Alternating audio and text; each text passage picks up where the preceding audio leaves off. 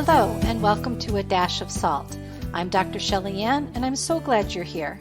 Whether you stumbled upon this podcast by accident or you're here because the subject drew you in, welcome. SALT is an acronym for Society and Learning Today. This podcast was created as an outlet for inviting fresh discussions on sociology and learning theories that impact your world.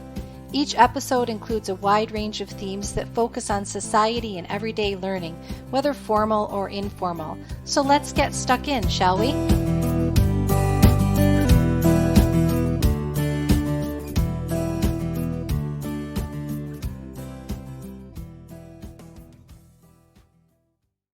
Welcome to A Dash of Salt. Today I'm joined by Shenandoah Chefalo. Shenandoah is a graduate of Michigan State University and Coach U. She is a sought-after speaker on topics surrounding youth and foster care and the science and impact of trauma and resilience on various social issues.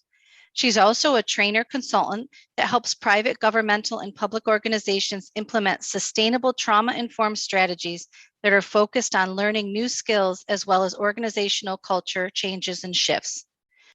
A survivor of the foster care system herself, Shenandoah aged out into homelessness at the age of 18. She began researching and learned that there were nearly 400,000 children in the foster care system each day in the United States.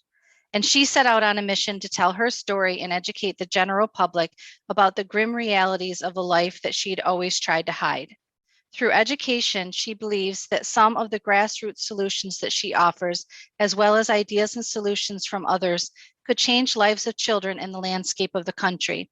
I'm really delighted to have you on the podcast today to talk to you about the child welfare system, your own personal experiences, other adverse childhood experiences and trauma, and the importance of storytelling and how we might learn from our life journey and find those aha moments that become teach points for others. Welcome, Shenandoah. Oh, thank you, Dr. Garland, for having me on. I'm super excited to be part of your community today. So I know that you get this question every time. It's a good icebreaker. It's a good opener. And of course, you know what's coming. Shenandoah is a very unique name. So why don't you start, if you don't mind, telling us the story behind the name? Yeah, so it's always a good place to start, right? With your name. And so it's so telling about so much about us. I think our name we're tied to that as our identity so much, which is super interesting. So I joke with audiences very often and say, the only way you get a name like Shenandoah is to be born in Southern California in the early 70s. And that's sort of the truth. Now, it wasn't what I grew up knowing. What I grew up thinking about my name was that I had been named after the Shenandoah Hotel and Casino in Las Vegas, which is, my mom said she had met my father there and that they had met there, and that's how I got my name. And so I used to joke as a kid and say, well, at least it wasn't the Tropicana, right? So that could have been much worse. And then what happened is that really I believe that story my whole life, right? That my parents had met at the Shenandoah Hotel and Casino. It was owned and operated by Wayne Newton, who had the Shenandoah Ranch and still has the Shenandoah Ranch. And so I thought, yeah, that makes perfect sense.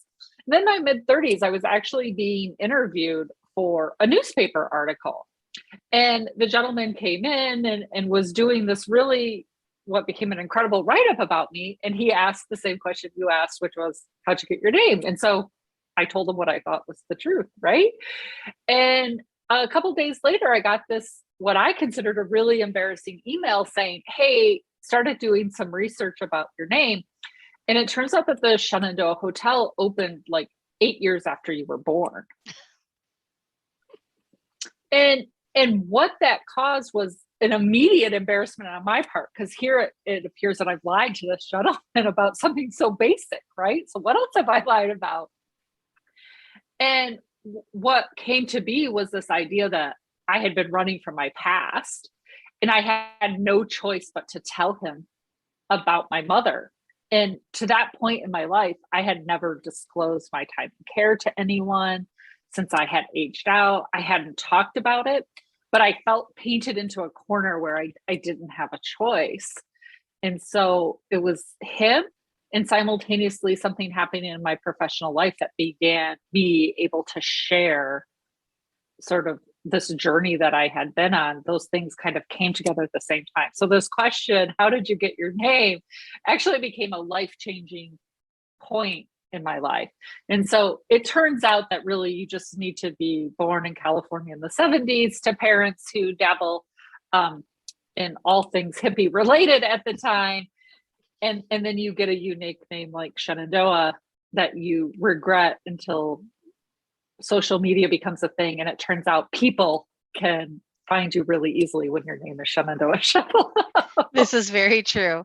And so, that's really a really interesting story, especially when we do, have traumatic things that happen in our past. And a lot of times we do want to often forget our past, or we want to spin our past in a little bit of a nicer light than what it actually was. And so, really that coming to light about the reality of your name and the truth of it, it wasn't that you were lying, obviously, purposely about it. You had no idea. And I can imagine the shock in your own thought was like, wait, that's what I always knew. It would almost be as if somebody had been suddenly told, oh, you're not our child, you were adopted. Like it would be that same kind of a shock, because like you said, your name is so tied into your identity. But you did have an interesting and traumatic childhood. And if you don't mind, I'd like you to briefly summarize for us a little bit of some of your childhood experiences, and that will help to direct us to where we're going next in our conversation. Yeah, of course, right? Because that's the thing for me. It was the shock and panic moment, but I had lots of those in my life. So this not being the first one. And so I was born in Southern California in the early 70s. I never knew my biological father. It was quite some time before I actually knew who my biological father was. And my mom was really sort of a wandering soul. She suffered from numerous mental health conditions. She had to medicate for her mental health conditions at the time. She used, drugs and alcohol as medication for those. And so we had quite a nomadic childhood. I moved over 50 times, attended over 35 schools before the age of 13, before I was ultimately placed into foster care. And so I talk about my childhood in two really differing ways, right? Is that as a child, it was really quite exciting and fascinating to sort of always be moving and always not knowing what was happening. And so that's exciting, right? It's a bit of a like Tom Sawyer adventure. And I talk about being on like a reverse Oregon Trail, because we were moving from the West Coast and sort of making our way east back. And it was also quite terrifying, right? So there are many times coming home from school that I didn't know if my mom would be there. Like she might just move and forget about me, was a constant fear that played in my head through my childhood. And never feeling connected. So being very isolated. So a lot of times I hear from people who grew up in military families where there was often that moving and feeling sort of very discombobulated. What they say is that they felt stability within their family. Like that was the thing. So although like making friends with classmates and losing those connections happened very frequently, they became quite close with their siblings or their parents and that very knit. Well, I didn't have that either.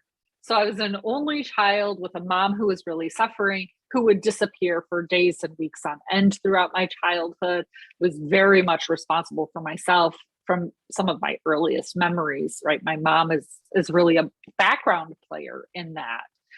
And so that's like the crux of it, right? Is that you just live in this very disconnected, isolated version. And at the same time, it's really quite exciting, because you never know what's going to happen. You're not in a routine, and the routine itself is not the routine, right? Right. So there's excitement in that, and there's some joy and fun in that, but there's also a lot of pain and sorrow that exists because it forces you into what you know as an adult are really unsafe situations. But as a child, you believe that everybody is living this way, because you don't know any differently, right? So I have this really, this dichotomy of my childhood of like the excitement and fun of it that I can tap into sometimes.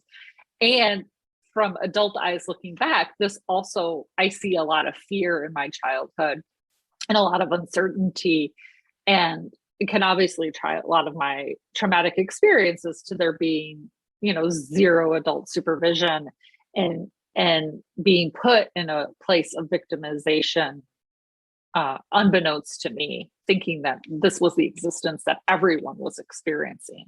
Mhm. And even today, I find myself, when people say things or talk about their childhood, I think like, oh, that seems strange. And I have to realize, like, no, that's like a typical childhood.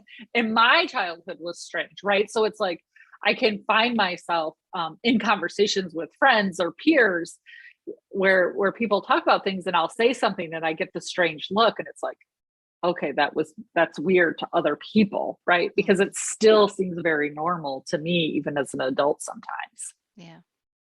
And I've been listening to your book on Audible, which we're going to talk about your book a little bit later. So I don't want to give too much away, but I was kind of thinking about some of those childhood experiences where you thought, to yourself, yours was normal and everybody else's was not quite as normal. And I want you to talk a little bit about your dad. And there was a point in the book, and to me, I found it quite horrifying. But as you were just telling the story, I sat back and I realized, that could seem like something that would be fun to a child. But tell us a little bit about the red light game. Yeah. So throughout my childhood, my mom was married to a gentleman who I believed was my father. So for most of my childhood, I grew up with a man sort of in the background who comes and goes quite frequently, but who I thought was my father. It turns out that he's not, that he's my stepfather, but he still played a pivotal role in my life. And because alcohol and drug abuse was so prevalent throughout my childhood, I spent many of days and nights in bars, in taverns, in seedy locations. And so it became a game of my childhood called the red light game, where oftentimes my stepfather would be driving home from the bar or tavern, and I would be in the vehicle with him. Of course, no seatbelts, no. I was probably still young enough to be in a car seat by modern standards, but we weren't even in seatbelts. And the game was to tell my stepfather what the color of lights were. It was really quite fun because we would have to say if it was green, yellow, or red, right? And so then that would tell him whether or not he needed to go, because he couldn't tell the difference. I mean, he would be so inebriated that he couldn't tell, right? So from a kid's perspective, this is purely fun and a lark and a laugh. I mean, I sometimes think, gosh, if social media were a thing in my childhood, we would have had 1 million viewers, right? Like, because these are the things we would have been taping, thinking that they were just normal parts of everybody's life. I remember the first time telling this story to somebody about the red light game and them just looking blankly at me. And I was telling it in good fun. Like, it wasn't a story of sadness for me. And I was probably in my mid-20s at the time. And I remember the people also in their mid-20s just blank, like not even knowing what to say. And one of the people saying, like, you realize that this is abuse. And I remember arguing adamantly against it. And thinking of that conversation now, I just wonder what these people were like. You feel so detached because that's your life. And so if people are saying that's abuse, then what are they going to say about like physical, right? Like being punched in the face, being stabbed in the shoulder with a fork, like that was abuse in my mind. The red light game was like the fun of our family. And so it can be really hard to reconcile those things with yourself. Of having to stand back and say, well, what is that really? What's really going on? And then when your best memories then become these abuse-filled memories, then what? Right? So like those were the joyous times that sort of got me through. And now you're saying they're abuse-filled. So what does that mean? Yeah. It's just listening to the stories and hearing your experiences, and I'd love to say, oh, it got better, but when you were an early teenager and your early in your adolescence, and going into your teen years, you were placed into foster care, and that has its own set of experiences and traumas of its own. Can you talk to us a little bit about that? Yeah. The summer before I turned 13, so I was still 12, I was actually sent to live with an aunt in California. We had sort of made our way on the Oregon Trail to Michigan. So we had moved state to state to state, back to Michigan, which was my mom's home state. And then I was sent back to California to live with one of my mom's sisters for the summer. And when I returned, nobody picked me up at the airport. And it becomes a major turning point. I convinced the flight attendant to allow me to just take the city bus to go see my grandmother. And of course, this is at a time in airports when like you could go to the gate and pick up your guests. You didn't have to, go through security and sort of do the whole thing. And so she just allowed that to happen. And so while doing that, I got on the bus and I went to my grandmother's house, which was the only person in the community who I knew where she lived at the time. And at the time she was living in a senior housing community. She had a little apartment with a little kitchenette, but they gathered for meals and events. I mean, most of us are familiar with these types of places. And so of course my grandmother let me in. And this was really the first time in my life where, not that my mom had disappeared, but that other adults knew my mom had disappeared. So in all previous times, like we were living on our own. And so, there was no intervention from other adults. Nobody really knew that this was happening. And so, my grandmother allowed me in, and I think she thought my mom would appear the next day or something. I mean, I think people in my family knew my mom was struggling with addiction, but she was doing just fine on the same token, right? Like she was functioning for most people's standard. Well, so my mom didn't appear. And so a day sort of turned into a week, and my grandmother really never said anything to me. But what happened is you have this really like preteen girl living in a senior living community who has a significant trauma history, right? It causes problems. And the senior living community came to my grandmother and said, listen, either she needs to go or you both need to go, essentially. And so at 12, I was left with this decision of, do I call the authorities on myself to get placed into foster care, or do I become homeless with my grandmother? I was 12 years old. Mm-hmm. Right? Like I had raised myself pretty much to that point, but I still think back as a person who's now raised a functioning adult daughter, like at 12, I mean, I remember the year she was 12 thinking there's no way this kid could make this decision. Right. Cause I spent a lot of the year of her 12th birthday, like in this, like, oh my gosh, like it was a real sort of awakening for me to now be caring for a 12-year-old to realize what I was tasked with doing at that time. And this is why I talk about why representation matters so much, right? So even as like a white person, people are like, oh, there's plenty of white people on television. Yeah, but at the time I didn't know of any foster kids, right? And I was definitely a latchkey kid who was raised on the Cosby Show and Different Strokes, which by the way, I didn't realize those kids were adopted. Like that wasn't like the theme of the show, right? So like I was raised on television and Family Ties, and in 30 minutes, everything was fine. And I didn't see myself. I didn't see families struggling. I didn't see that. And so I didn't know what to do. And it was really the story of Annie that had me call the authorities on myself. And of course, the story of Annie is, yes, she's in this orphanage that's really horrible, but she ends up with Daddy Warbucks and Sandy the dog, and everybody lives happily ever after. And I thought, oh my gosh, yeah, if I go into foster care, these are like the world's best parents. Right. So like my parent can't care for me. I knew that. I was clear on that. She hadn't been able to care for me my entire life. But foster care was like, the state was saying, these are our best parents and they will care for kids who have no one. And that's what I thought, right? That's what 12-year-olds think. Like, if it happened to Annie, it can happen to me. Now at this age, I'm just like still waiting on Daddy War books, right? So I called the authorities with that idea that I was going to have an Annie or Disney happily ever after. And I convinced myself that I would give them the least amount of information possible.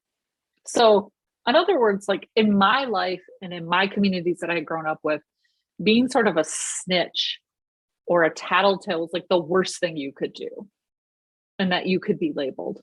And I grew up in an environment where distrust of police was common and was justified. There were times that I had called 911 as a child, witnessing my mom being brutally beaten or brutally raped, and the police would do nothing. Nobody would be arrested. Nothing would happen because of it. I had seen the police being aggressive with people in our community. So I didn't really trust police, and I didn't want to be labeled a snitch. So I made a deal with myself that if I just told them the least amount of information possible, that I could have the best of both worlds. I could not be a snitch, but I could save myself, keep my grandmother housed, and then I'd get Daddy Warbucks. Like in my 12-year-old mind, that's what I thought. Like, no one's going to come after my mom. My grandmother's safe, and I can go live this amazing life. And I really believed that. And so they came, the police showed up with a social worker. I did a 20-minute interview, if that. And at the end of the interview, I was in back of the social worker's car on my way back to her offices as an emergency placement. And in that 20 minutes, I told them that my mom suffered from alcohol and drug addiction, that it wasn't uncommon for her to go missing. And that's really the story that I crafted. And for my time in care, which was 5+ years, because I eventually aged out, was never adopted, that was the only story most people knew. No one ever asked me about emotional abuse, physical abuse, sexual abuse that I had suffered. And so I never told anybody. And thus, never received proper therapy, never received diagnoses. And everything around my experience in foster care as a preteen and then a teen was everyone having an expectation of me turning out like my mother. Right. So I get placed into care, and everybody is just waiting for me to turn into my mother, because that's what teenage girls do. And so I really thought, I quickly knew I wasn't getting the Annie ending, and then quickly realized, oh my gosh, I'm going to be a teenage mom with mental health issues and a drug and alcohol problem. And the system confirmed that at every turn for me, right? Like, I started getting diagnosed, turns out misdiagnosed, with many mental health conditions, because that was attached to money, right? So every time we diagnosed you, you become a higher risk case and you're worth more money. So your commodity price goes up, right? I mean, there's really your stock value goes up every time we can diagnose you with some new disorder.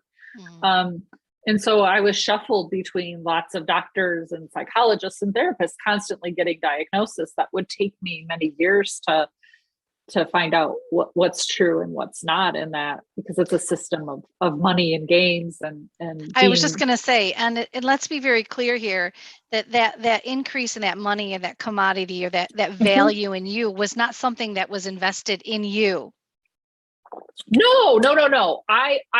I just said this to an audience. I actually was fortunate enough to be speaking at a substance abuse conference.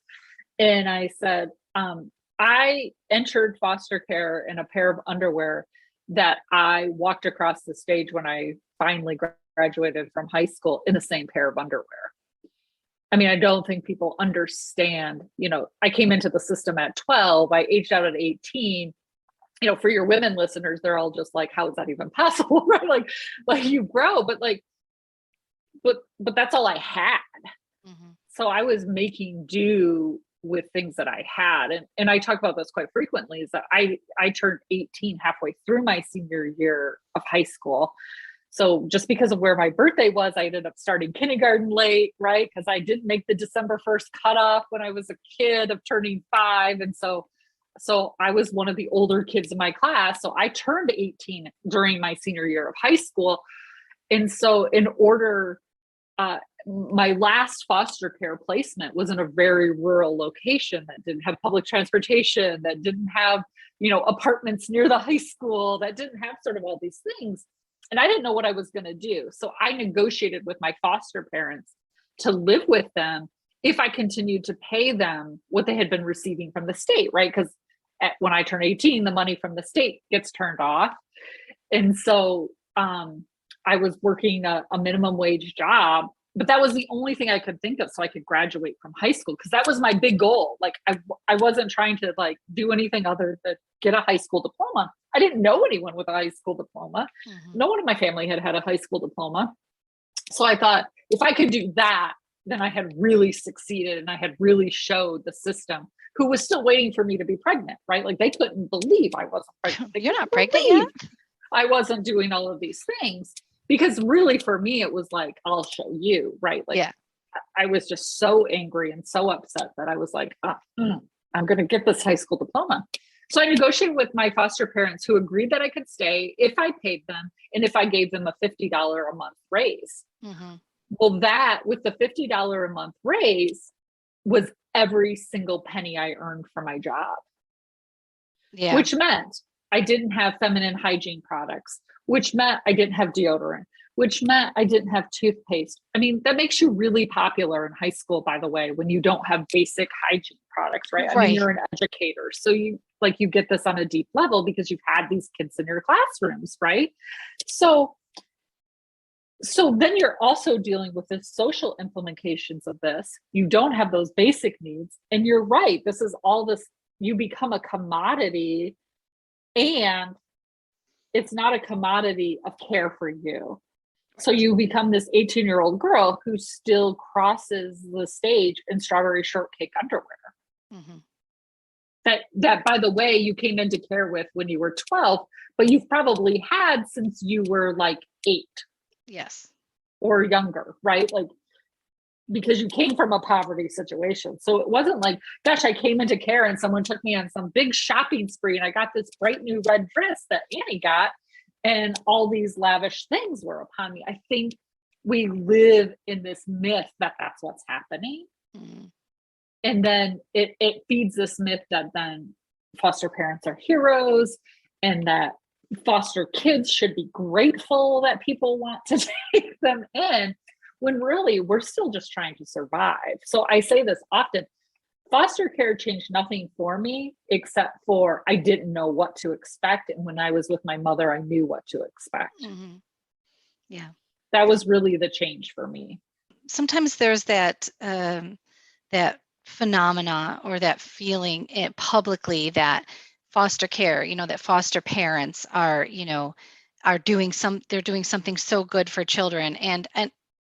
And what I'd like to say, in all honesty, as somebody who was a child of foster parents, I wasn't in foster care. My parents were the foster parents who took in children. Right. I actually would realize that, especially in sort of socializing and communicating with other foster parents in that county that we lived in, that good foster care is the exception rather than the rule.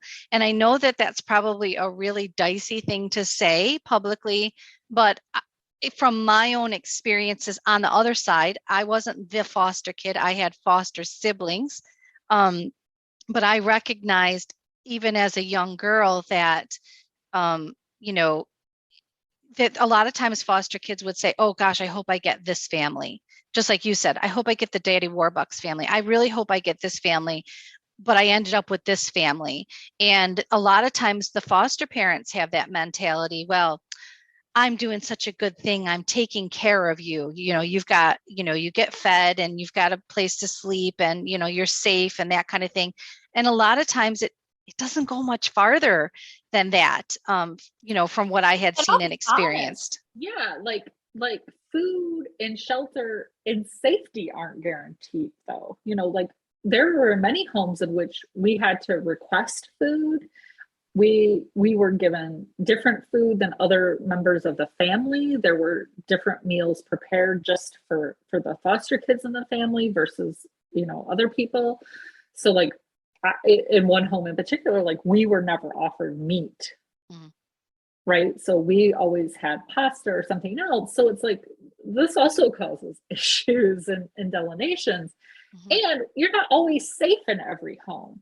And so it's really a perpetuating thing. And I learned quite quickly, and other girls and group home placements that I were in taught us quite quickly, right? Like, because we learned from the other girls that don't complain about the things happening in this home because the next one might be worse. Mm-hmm. And so when you were an older teen as well, it became quite clear of like, put up with whatever the abuse is here, keep your mouth shut about the abuse that happens here because no one believes you. One, because you're the kid with all the trauma and so you're clearly not telling the truth, mm-hmm. is one. Yep. Two, if someone might believe you, or if your rumblings are disturbing the regular flow enough and you get moved, chances are they're going to move you somewhere that is more uncomfortable. And so then what, right? Mm-hmm. So you learn really quickly to just shut your mouth and do as you're told and play the game to get through. And so I talk about this in terms of, I never did a prison sentence, but I think that's the closest you could do without doing a prison sentence to prison. And so when we talk about things like raising the age, right? So like, okay, for kids like me who turn 18 in the middle of their senior year of high school, and we know what the outcomes are for most kids in that situation, we'll raise the age to 21, right? But you get to opt in. So if you opt in to stay till 21, then you get all these extra services. And I say, like, if you've worked with prisoners of any kind, like that's like saying to a prisoner, hey, we can open the gates and you can leave, or you could stay a bit longer and we'll provide you more services. And so for the kids who opt in, it's usually kids who do have really great foster families or bio families that are still heavily involved. And they realize, hey, we can just get these services and we'll be in an even better position. The kids who truly need the services, and I would include myself in that group, are like, I'm out of here. Mm-hmm.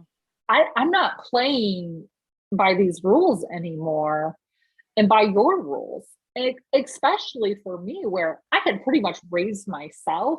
And then to come into a household and be told your bedtime's at this, you're going to do like, that was really a traumatic experience that nobody wanted to. It was just like, I was supposed to just get in line mm-hmm. with no regard for what had happened to me and how I had arrived to this point, right? It was like, you're to disregard anything that's happened to you over the last 12 years and now just follow the rules here. And by the way, don't even talk about it. Yeah. To talk about, well, in my other house or over here or in this foster home, we did it like that was a triggering point for most foster parents when I was in a home. Like, and really, I was just trying to understand what's going on because it was all strange to me, right? So I talk about my first day in care, my first emergency placement, that, when I was a kid, I knew I was safe when I came home and my mom was in the back bedroom with some strange guy and there were drugs on the table. I knew I would be safe that night. My mom had everything she needed. I could just kind of slink into my room and I would be okay and safe. If I walked through that door after school and one of those things weren't happening, my brain, without me even knowing it, right, unconsciously knew to be on high alert and to be hypervigilant, that it was going to be a long night. And my brain just became trained that way. So when I walked into my first foster home, it wasn't that bad, right? Like there weren't drugs on the table in my first foster home. And the foster mom was nice enough. Like she was a nice enough person. And around 6 o'clock that evening, she said, hey, because I was just sitting in my room being hypervigilant, right? Not knowing, because those things didn't exist, didn't know I was being hypervigilant.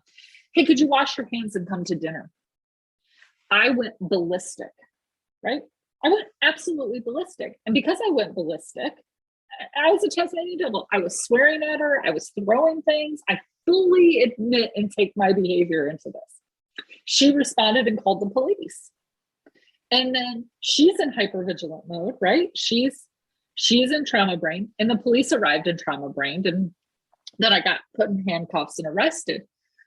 What nobody ever did in that intervention was be in executive functioning brain, which is like, why would you ask a kid to come to dinner and they would go crazy? Makes no sense. Nobody ever asked that question. It took me into my 40s and lots of therapy to ask myself that question.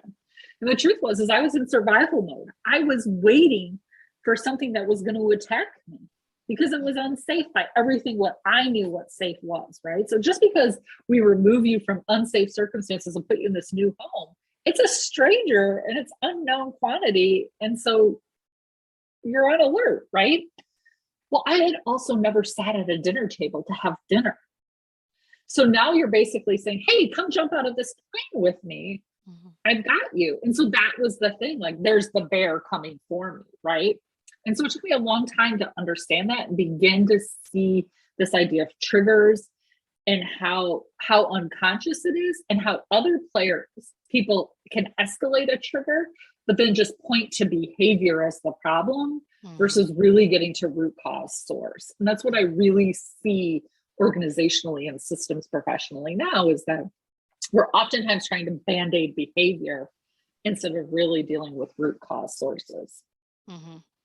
I'm really just blown away by, again, kind of hearing your experiences and knowing that as a young adolescent on my side, being a part of those experiences as a child in the home of foster children coming into the home. And I had obviously, as a young child, had no training or experience and understanding of how, my fellow new siblings would be experiencing these types of things. I had no idea. And that's something that I wanted to talk about too, is that the idea of training and experience that are given to these foster families, and the way in which a lot of times governmental entities will, they feel if they've certified somebody and deemed them a good, foster family, they want things to be hush hush and left hush, as you were alluding to earlier, because they don't want anybody to say, well, that's, maybe that's not a good experience that's happening in this foster family. They don't want to be told that the foster families that they've chosen to take care of children are maybe not as shiny as they would portray them to be. And so, that's something to think about and maybe to talk about too, is the let's sweep this under the carpet. Let's all sweep these things under the carpet, and then do a lot of the blaming of the child, the traumatic child, in that experience. I mean, we see it quite frequently, right?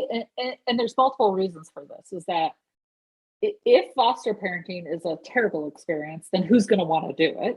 So there's that, right? And then we don't have any foster parents, and there's a need. Two, we often see foster parents pitted against biological parents. Yes. So instead of saying, hey, you could never have too many children to love a child, what we see the system doing is pitting these people against each other. So bio parents are distrustful of foster parents, and foster parents, of course, are distrustful of bio parents. And so they become these opposite ends instead of, when I've seen it done really well, it's typically those two entities joining together and saying no to the system, right? Like, that's not what's best for this child. So when I've seen foster care work really, really well, in all honesty, it's bio parents and foster parents who come to love and respect each other and say, we all love this child and we all want what's best for this child. And then you see some really beautiful things that can happen. Because the truth is over 95% of kids who are removed from biological parents are removed because of neglect, which is really the government's fancy term for poverty. And so this gets into this whole debate of like, should we even be removing kids in the first place? And could we drastically reduce this? Now, of course, professionally, I know the answer is yes, yes, and yes, right?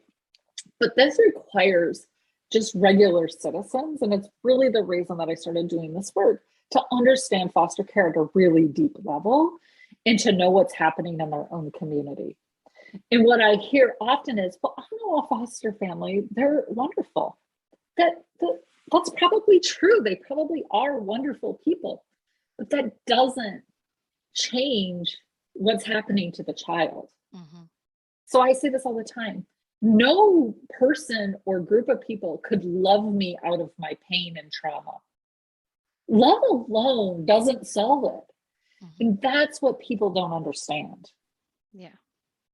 And we have to move away from what I call this hero culture of making it feels like every profession currently, there's heroes, right? And the problem is some things are just jobs. And you're just doing a job. And when we're talking about doing the job of families, there's really nothing that can replace that. We are born into a family, and nothing replaces that bond. All the abuse and hardship with my mother, right? I get to say what I get to say about my mother. I don't usually tolerate, even to this day, other people making a judgment about her because they don't know her. Even if you've read the book and you think you know her, you don't know her, right? So like, people are more than that. And we have to stop trying to villainize and heroing people and stories and just understand that, I talk about, well, what was the trauma of my mother's childhood? Mm-hmm. My mom's ACE score is through the roof, only on the pieces that I know. And I don't know the whole story. I'm still trying to figure out who my mother's biological father is, right? Like, she has her own traumatic story for which she wasn't given services or help for. Mm-hmm. And so if my mom on a trauma scale is a 10 plus and she raises me and I'm a 9, then maybe she really did do the best job that she could. And instead of villainizing her, we really have to just focus our time and attention on not what a terrible parent she was, but why did we not give resources? Mm-hmm. Why did we withhold? Why did we pretend that's not our issue, right? There were plenty of times where red flags were raised in my own childhood, much sooner than the age of 12, where somebody could have said something needs to be done. How could we help this family? Mm-hmm. And would my story have been different because I was removed, I was placed into foster care, I had many traumatic experiences within foster care itself. Would I have been better to have been with my mother? This is a question I still ask myself quite frequently, is like, the trauma didn't stop just because I was placed in foster care. Mm-hmm. And now I'm completely disconnected from everyone and everything, even as an adult. And so we talk about that aging out process at 18. Well, what happens when you're 35 and you have your first child? Or what happens when you get married and there's nobody? Mm-hmm. Nobody thinks about those lifelong effects that continue forever. Yeah. And I think that's an important piece for us to consider and think about, instead of just who's the hero and who's the villain of the story. Yeah, and you bring up a really good a point that I kind of want to expand on. I know you've obviously done loads of research in this as part of your advocacy and as part of your own personal experience, and also as part of going through the process of writing your book, The Garbage Bag Suitcase. But in your bio, we talked a little bit about. I had said that more than 400,000 children are in foster care at any given day in the U.S. And your research has shown that out of those children, nearly 61% of children in foster care will age out of the system without having any place to live or go.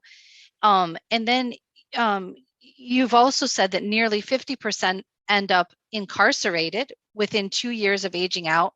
Almost 80% of those who were in foster care. Those who are on death row are in foster care. Yeah. Yes, almost 80% of those people on death row were in foster care or a foster care alum. And these are the statistics that made you realize that you needed to do something. And I know as I read those and saw those, I also was very shocked and taken aback. Can we really change the system? What are your thoughts on that? Yeah, so we can, right, Dr. Garland? So we can change the system because we are the system.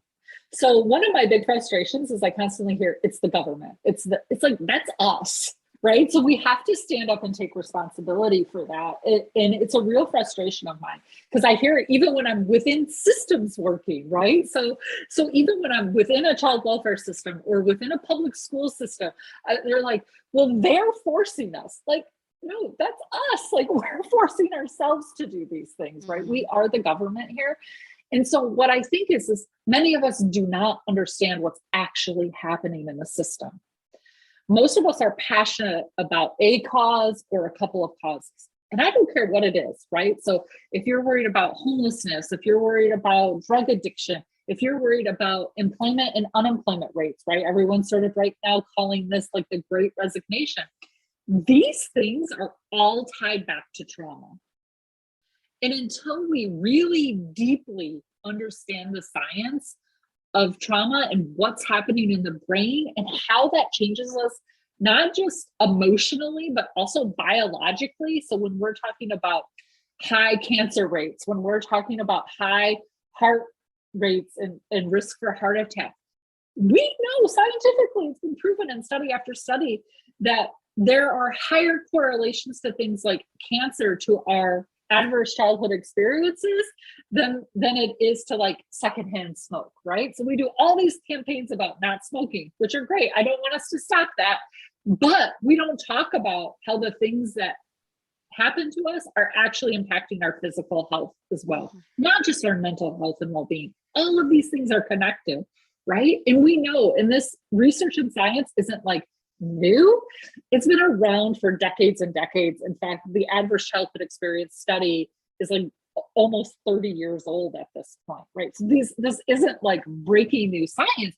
It's just we continue to fight it. And I'm really intrigued, as I mentioned, the sociological perspective of like, why do we fight what we know is true, right? Because what I find in the systems that I work with is that oftentimes people hire me and say, help us have better outcomes for kids. Because in all of the systems I work with, right, whether I'm going into a health system or a school system or a child welfare system, they're thinking about the end product user, which is really intriguing. And I spend most of my time saying, it's not about your end product user, it's about you. You're not healed. When you become healed, you begin then mirroring healed behavior. And right now, what you're mirroring is unhealed behavior. And so people mimic that behavior and learn that. And the best way I can talk about this is currently this hustle culture that we live in. Yeah. Where everyone needs to be busy all the time. You need to be up at 4 a.m. You need to be working out, eating healthy breakfast, meal prepping, right? You need to be doing all of this before you even get to your job. And then you need to work 12 hours a day at your job, really produce the highest quality work for all 12 hours you're there. And then you need to come home and you need to get the kids everywhere they need to be because you need to have exactly this many kids and live life exactly in this like predetermined way. And then you need to like fall into bed completely exhausted and wake up at 4 a.m. and do it all over again. So that's been part of our culture for a really long time. That's like the American way, right? Like it is very much an American standard where it's 7 days a week and stores are open all the time. And then what I saw, and I see this in schools very frequently, is like, even before COVID, is like principals would say, I just need my teachers to take care of themselves and have lunch. And I would say, that's really wonderful behavior, sir. When was the last time you took lunch? Oh, I don't have time for lunch, right? Well, so you've made as a leader a culture of we don't take lunch here. So then the teachers don't take lunch, right?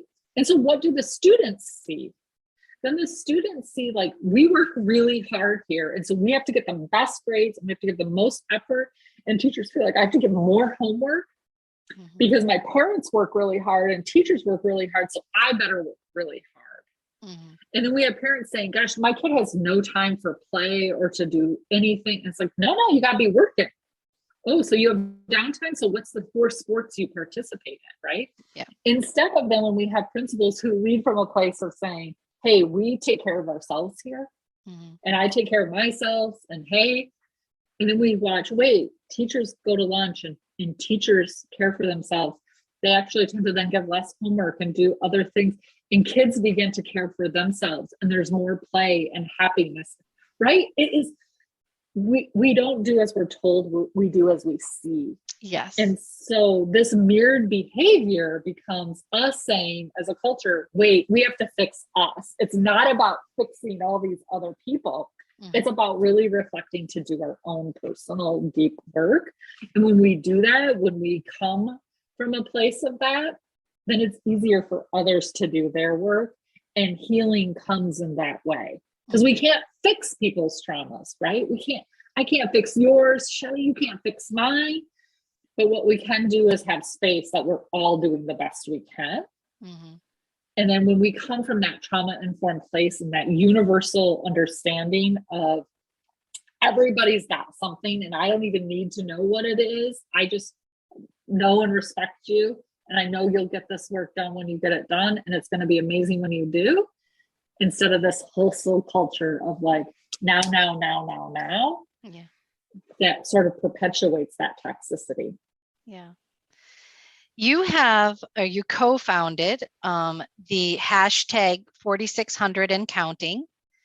And it's a grassroots movement to bring awareness and change to the missing youth of foster care. Tell me more about the meaning of the hashtag 4600 and tell us more about this movement, if you would. Yeah, so I co-founded this with a girlfriend of mine, Marnie Grumman, who was sex trafficked as a young child as well.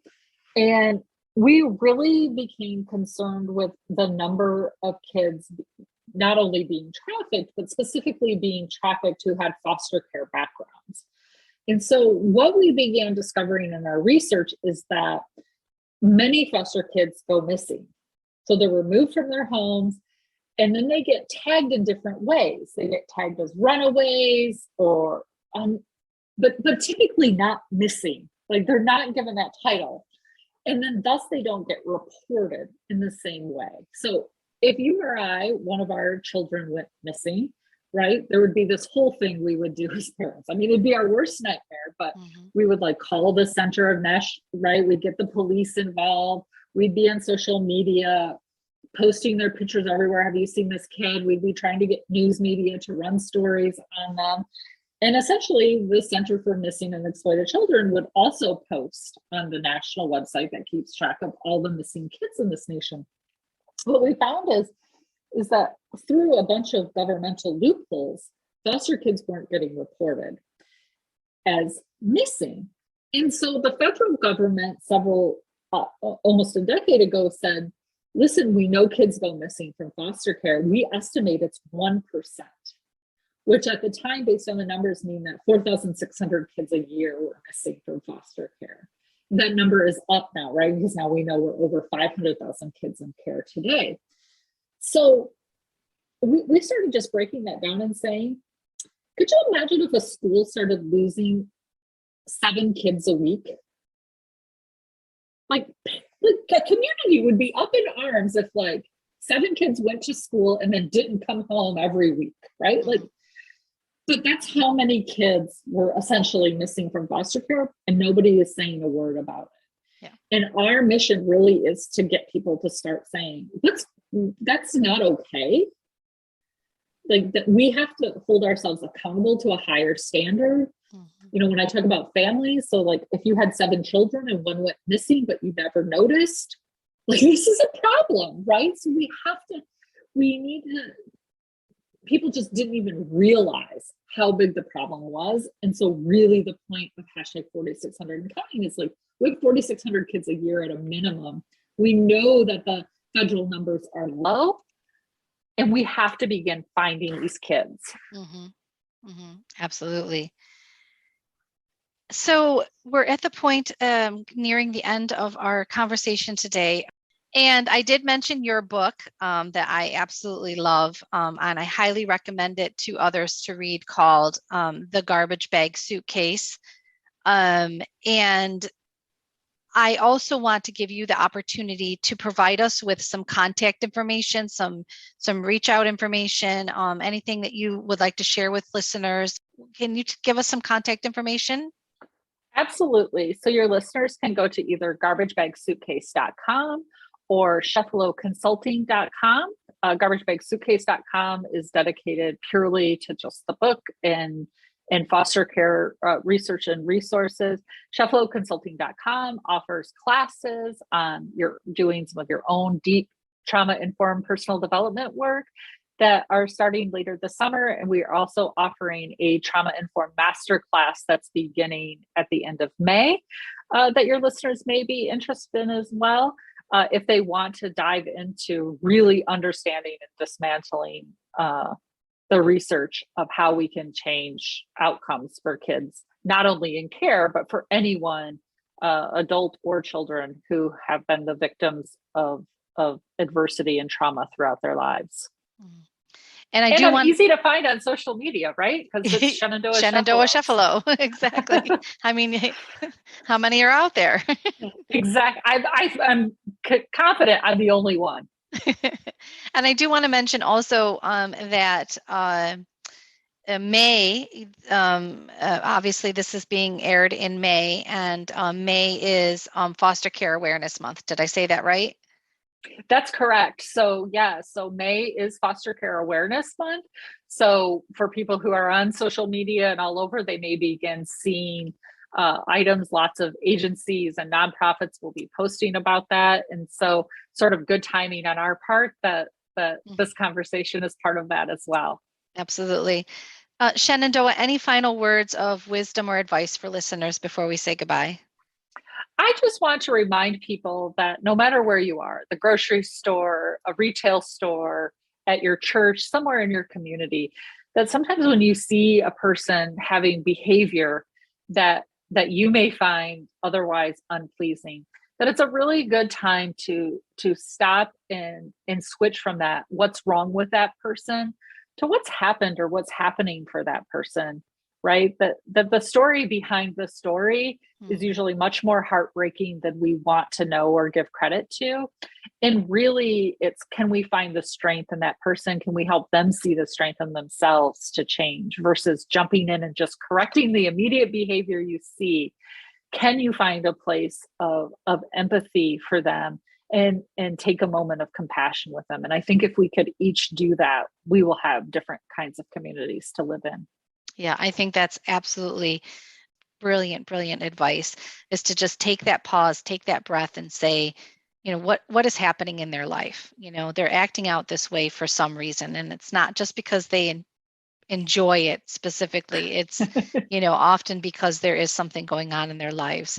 Shenandoah, it's been a pleasure talking to you today. Thank you for coming on, sharing your wisdom and telling us about your experiences, and drawing awareness, bringing awareness to the foster care system and trauma in childhood, and how that you know, can really manifest itself into adulthood as well. Thank you very, very much for being my guest today. I've just really enjoyed our conversation. Thanks so much for having me.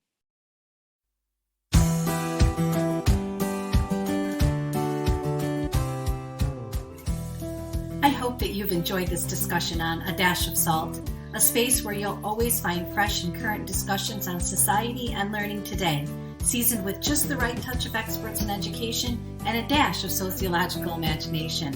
Please be sure to like and share this episode, and don't forget to subscribe to A Dash of Salt on Podbean so that you don't miss the next episode. Thanks so much, and we'll chat again soon.